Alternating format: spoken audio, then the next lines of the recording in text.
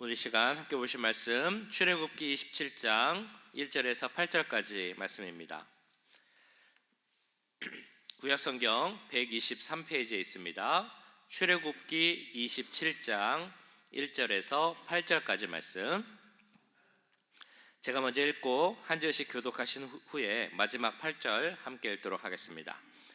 너는 조각목으로 길이가 5규빗, 너비가 5규빗의 제단을 만들되 네모 반듯하게 하며 높이는 3규빗으로 하고 그 네 모퉁이 위에 뿔을 만들되 그 뿔이 그것에 이어지게 하고 그 제단을 노수로 싸고 재를 담는 통과 부삽과 대야와 고기 갈고리와 불 옮기는 그릇을 만들되 제단의 그릇을 다 노수로 만들지며 제단을 위하여 노수로 그물을 만들고 그 위 네 모퉁이에 놋고리 넷을 만들고 그물은 제단 주위 가장자리 아래 곧 제단 절반에 오르게 할지며 또 그 제단을 위하여 채를 만들되 조각목으로 만들고 노수로 쌀지며 제단 양쪽 고리에 그 채를 꿰어 제단을 매게 할지며 제단은 널판으로 속이 비게 만들되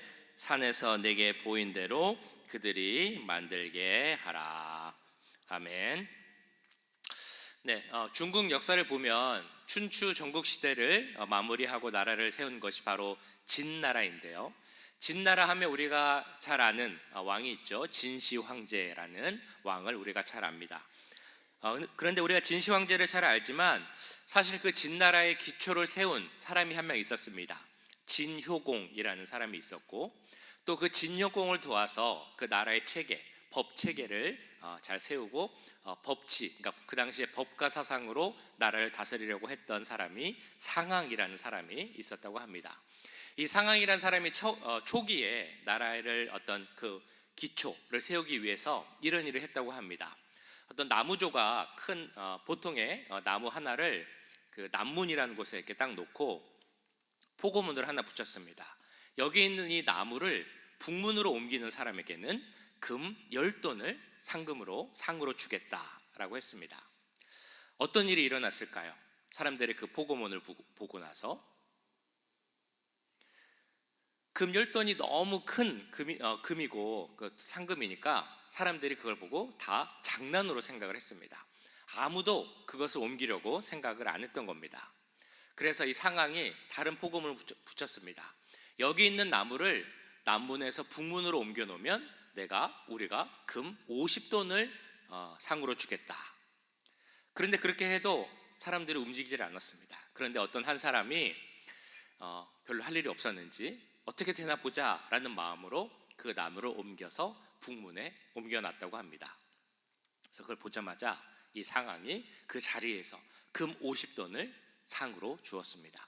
사람들이 깜짝 놀랐습니다. 아니 이게 어떻게 이럴 수가 있는가, 장난인 줄 알았는데 정말로 금 50근을 받았다니 놀라게 되었고, 더 놀라운 것은 그 일을 통하여서 이 왕이 그리고 지금 이 신하들이 약속하고 시행하겠다 하는 것은 다 그대로 하겠구나라는 그런 생각을 했다라는 것입니다. 그래서 나라의 조직과 체계를 세워나가고 그 진나라를 세워가게 되었다라는 이야기가 있다고 합니다.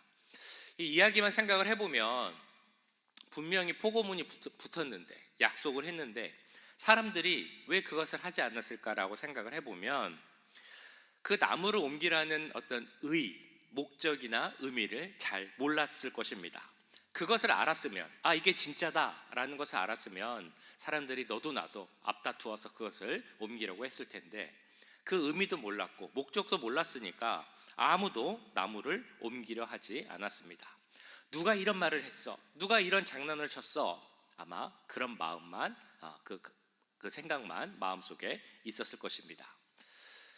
혹시 요즘 우리가 읽고 있는 출애굽기를 읽으면서 마음속에 그런 생각을 갖고 계시는 건 아닌가 생각을 해봅니다. 지난주부터 이제 십계명, 그리고 그 많은 율법들, 그리고 이제 어제부터는 그 성막에 대한 말씀을 우리에게 전해주고 있습니다. 이 말씀을 보면서 우리는 이런 생각을 할 수도 있습니다. 하나님은 왜 이렇게 복잡하고 어려운 규율, 계명, 율법 이런 것들을 주셨을까? 이 성막을 만들려고 하면서도 왜 이렇게 복잡하게 만들려고 하셨을까? 읽다 보면 머릿속에 남는 게 있죠. 청색, 자색, 홍색, 그리고 가늘게 꼰 배실로 만들라. 막 계속 반복되는 그런 거를 보면서 왜 이렇게 어렵게 이스라엘로 하여금 성막을 만들게 하셨을까라는 생각을 해보게 됩니다. 그 의미를 모르면, 목적을 모르면 우리 마음속에는 왜 그러셨을까라는 생각만 남게 됩니다. 그러나 분명한 것은 하나님께서 이렇게 하신 데에는 그 분명한 의미와 목적이 있다라는 것입니다. 그러면 하나님께서 성막을 만들라고 하신 그 이유, 성막에 있는 그 물건들을 그렇게 두신 이유, 그리고 오늘 특별히 나오는 번제단을 만들라고 하신 이유, 그것은 무엇일까? 한번 같이 생각해 보도록 하겠습니다. 자, 이 성막 그림 많이 보셨을 것입니다. 성막 하나씩 잠깐 간단하게 설명을 좀 드리려고 하는데요. 가장 먼저 성막에 가면 만나게 되는 것은 저기 흰색으로 되어 있는 담을 만나게 되죠. 그 담을 지나서 성막 안으로 들어가려면 문이 하나 있는데 문을 통과해야 했습니다. 그런데 그 문은 어느 방향을 향하고 있느냐? 문이 어느 방향을 향하고 있을까요? 동서남북 중에서 하나, 사지선제 중에 하나 해보세요. 동서남북 어디를 향하고 있을까? 동쪽을 향하고 있습니다. 학자들은 왜 하나님께서는 동쪽을 향해서 문을 내라고 하셨을까라고 했을 때 가장 먼저 생각나는 것은 바로 아침에 해가 뜨는 것이 동쪽이기 때문이다라고 말을 하고 있습니다. 지금도 해가 많이 떴습니다만 아침이 되면, 그래서 동쪽에서 해가 뜨면 어두움이 몰려가고 이제는 빛이 세상을 비치게 됩니다. 어둠의 세력이 떠나고 빛의 역사가 시작되는 것이 바로 동쪽이기 때문에, 그래서 동쪽에 두었다라고 이야기를 합니다. 동시에 이 성막을 중심으로 해서 이스라엘의 12지파가 세 지파씩 각각의 방향에 자리를 잡고 있는데, 동쪽에 있는 세 지파 중에 한 지파가 바로 유다 지파입니다. 유다 지파를 기억해야 하는 이유는 유다 지파의 후손 중에 우리의 구원자 메시아 예수 그리스도가 나셨기 때문입니다. 그래서 이 성막문을 동서남북 중에서도 동쪽을 향하여 두라고 하신 이유는 그 동쪽 방향이 유다 지파가 위치한 방향이기도 하고, 또한 이 세상에 빛이 되시고 소망 되신 예수 그리스도를 상징할 수 있기 때문에 이 성막의 문은 동쪽을 향하게 한 그 방향이었다라고 우리는 이해할 수 있습니다. 자, 그래서 이 동쪽에 있는 문을 지나서 들어가면 처음 만나는 것이 있습니다. 저기 보시는 것처럼 불이 이렇게 나고 있는 번제단을 만나게 됩니다. 이스라엘 백성들이 죄를 지었을 때 그 죄를 대신해서 하나님께 드리는 양이나 염소 같은 제물들을 태우는 것이 바로 이 번제단입니다. 하나님은 번제단 앞에서 내가 너희가 드리는 제물을 받았다라고 선포를 하시는 것을 바로 번제단의 의미라고 할 수 있을 것입니다. 그리고 번제단을 지나면 성소 들어가기 전에 만나는 것이 물두멍이죠. 말 그대로 물이 담겨져 있는 그런 그릇입니다. 제사장들은 성소에 들어갈 때나 제사를 드릴 때나 항상 이 물두멍에서 손을 씻어야 했습니다. 그래서 이 물두멍이 상징하는 것이 무엇이냐? 누구든지 하나님의 은혜로 씻음받지 않고는 깨끗해질 수 없다라는 것을 나타내고 있는 것이 바로 이 물두멍입니다. 물두멍을 지나가게 되면 이제 성소 건물에 들어가게 되죠. 성소 안으로 들어가게 되면 이 보시는 것처럼 안에는 세 가지가 있습니다. 많이 들으셨을 것입니다. 성소 안에 있는 세 가지 물건. 첫 번째는 우측에 위치한 떡상이라고도 하고 진설병상이라고도 하는 그 무교병 12개가 있는 그 상이 있습니다. 이 떡은 제사장의 양식이었습니다. 그래서 제사장은 이 양식을 먹으면서 하나님이 맡기신 그 소임을 다 하는 그런 역할을 해야 했습니다. 그리고 여기 있는 진설병은 의미적으로는 하나님이 주시는 말씀이라고 우리는 이해를 합니다. 그리고 왼쪽에 보면 있는 것이 진설병상 건너편에 있는 것을 우리는 등잔대 혹은 금촛대라고 이야기를 합니다. 여기는 항상 불이 켜져 있었고 이 성소 안이 깜깜한데 이 촛불에서 나오는 불빛을 통해서 이제 빛을 볼 수가 있었습니다. 이 등잔대의 빛을 통해서 우리는 이 세상에 빛으로 오신 예수 그리스도를 생각하고 상징한다라고 이해를 합니다. 그리고 마지막 지성소 바로 앞에 있는 것이 분향단입니다. 여기서 이제 향이 계속해서 피어나게 되죠. 그리고 우리가 보통 이 향의 의미를 하나님께 올려지는 기도라고 우리는 보통 이야기를 합니다. 그래서 이 분향단 뒤에 큰 커튼이 있는데 이 커튼을 우리가 휘장이라고 합니다. 이 건물이 성소와 지성소로 나뉘어지게 되고 그것을 나누는 것이 바로 이 휘장입니다. 휘장을 지나가면 지성소가 나오게 되죠. 지성소에는 증거궤가 있습니다. 증거궤 안에는 세 가지 물건이 있다라고 이야기를 합니다. 하나는 십계명의 두 돌판, 그리고 아론의 쌍난 지팡이, 그리고 만나를 담은 항아리. 이 십계명 두 돌판을 통해서 하나님과의 거룩한 언약의 표시를 삼고 있고요. 뿐만 아니라 아론의 쌍난 지팡이 그리고 만나를 담은 항아리를 통해서 언제나 이스라엘과 함께 하시는 하나님, 이스라엘을 보호하시는 하나님, 그것을 증거하는 것이 증거궤, 지성소, 그리고 이 성막입니다.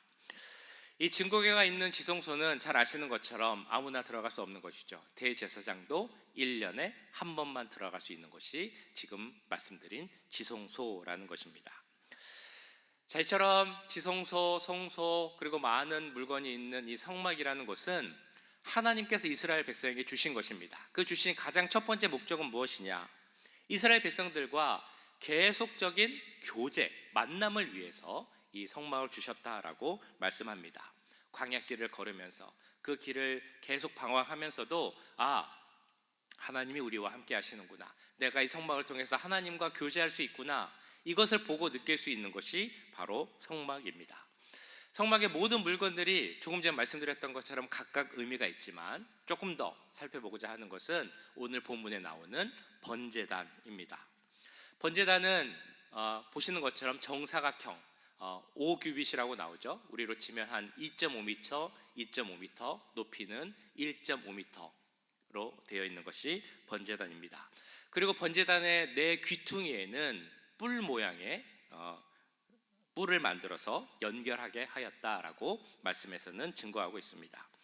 이 번제단을 히브리어로는 하올라라고 한다고 합니다.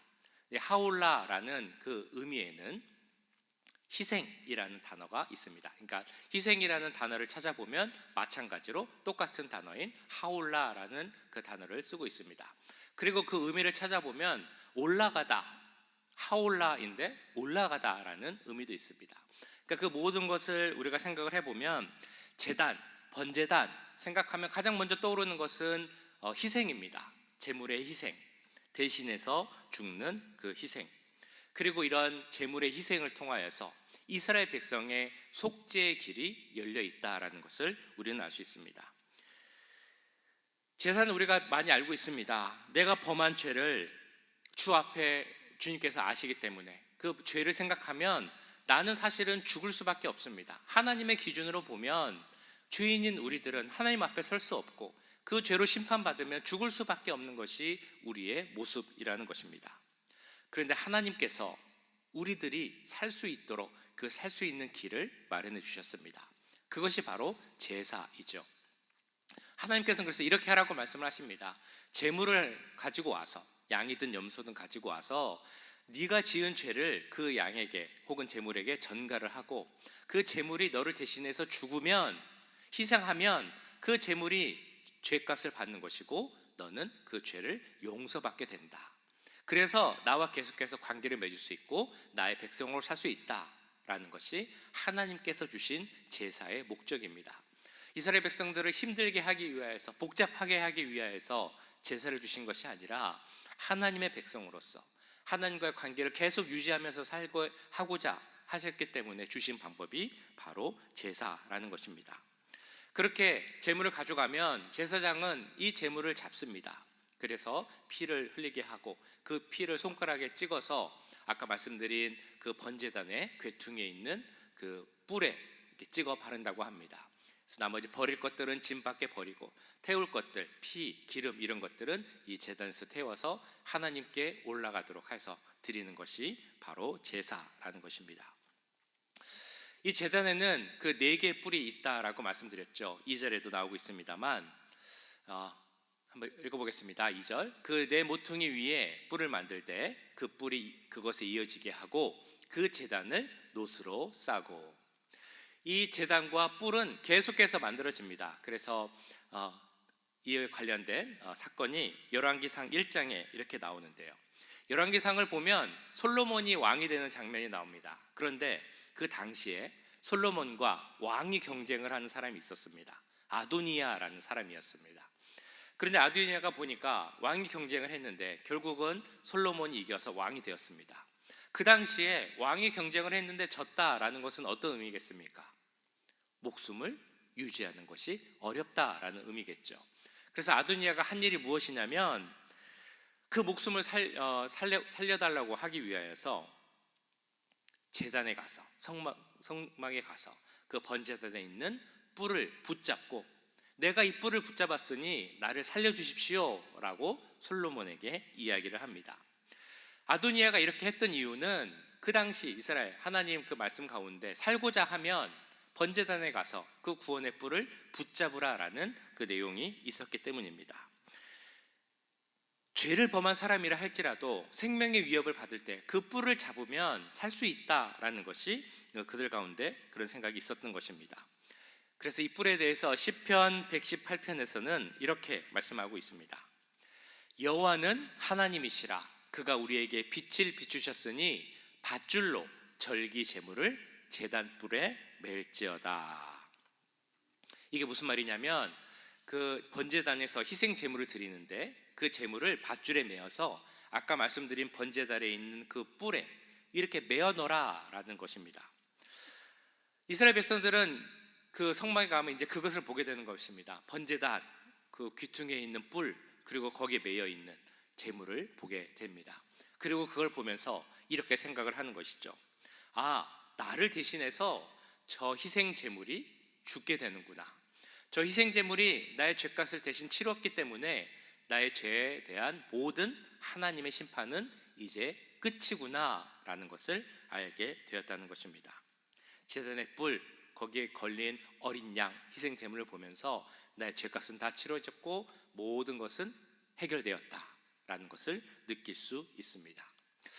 자, 그러면 이 구원의 뿔이 상징하는 것이 어떤 것이겠습니까?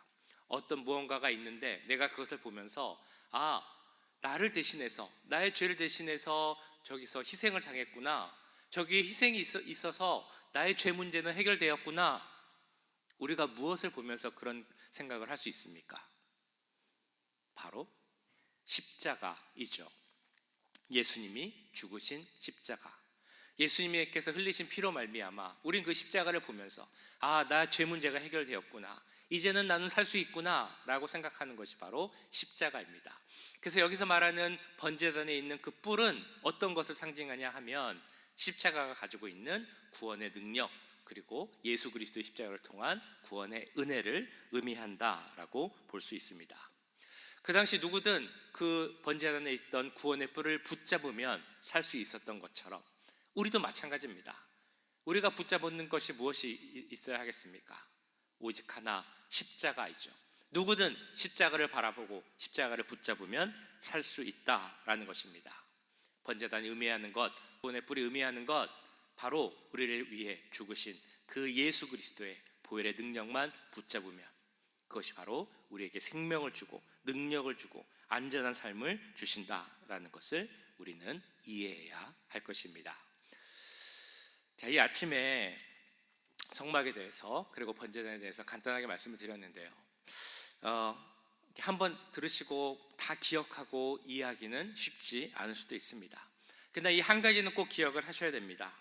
하나님께서 성막에 대해서, 번제단에 대해서, 구원의 뿔에 대해서 계속해서 반복해서 그 많은 말씀을 주시는 이유, 그 이유가 무엇이겠습니까? 바로 우리를 살리시기 위함이라는 것입니다. 우리에게 생명을 주시기 위함입니다.